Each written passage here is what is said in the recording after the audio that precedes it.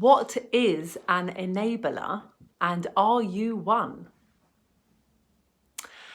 An enabler is somebody who helps their loved one, partner, in the case of my work, to be helpless, to be rescued. In situations where one partner is always, or not always, but usually always the victim, with that becomes a rescuer.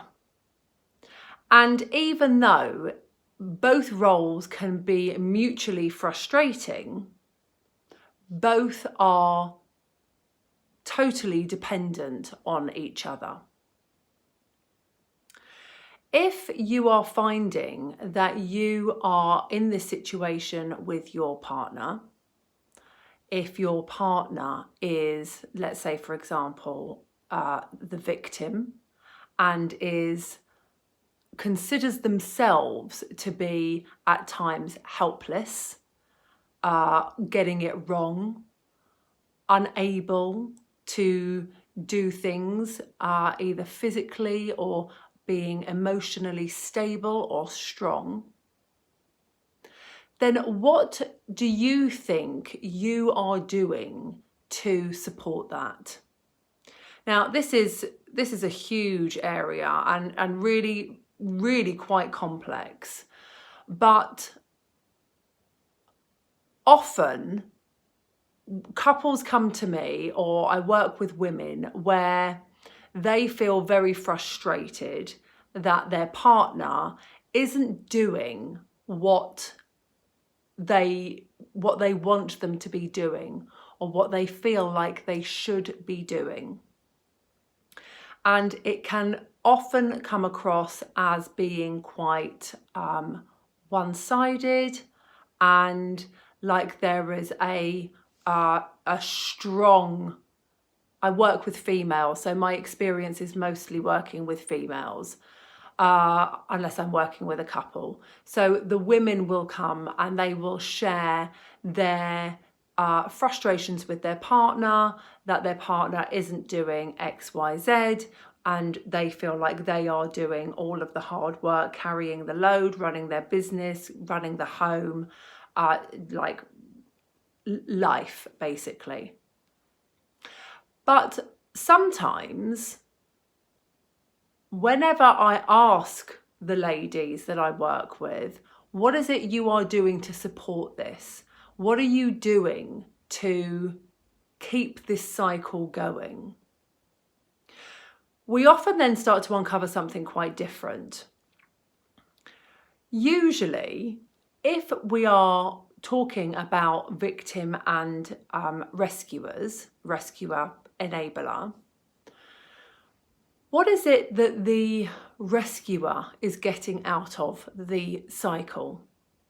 Okay, fine, frustration, yes, anger, yes. But actually, is there a need that is being fulfilled by rescuing? Is there an element there of feeling wanted, needed? So I'm not necessarily coming at this from a hierarchical point of view, meaning like power, but rather that there is a codependency for the rescuer to go in and somehow feel validated, even amongst the frustration of the rescue. In these situations, it can be really difficult to break the cycle because it's a cycle and each role fulfills and feeds the other.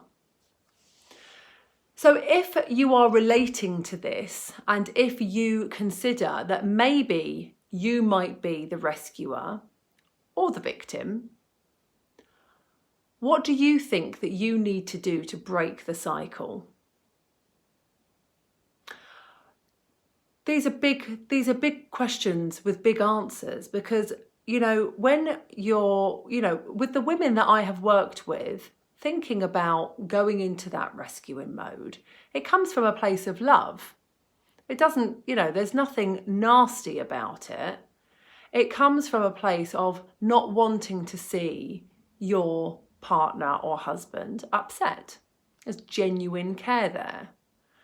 Exactly the same as when I have worked previously, both in my social work capacity and in my counselling and coaching capacity, working with parents of children, adult children, teenage children with significant problems. And I'm talking about criminal problems, but there are some mums that literally keep going into protective mode because it's love. But there is a crossover between love and enabling, and that's when it becomes very difficult. So if you are rescuing your partner, what do you think that you need to do to step away from the problem? What are the triggers that come up constantly?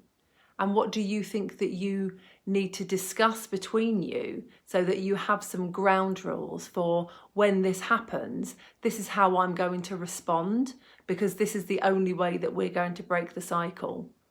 Have that conversation.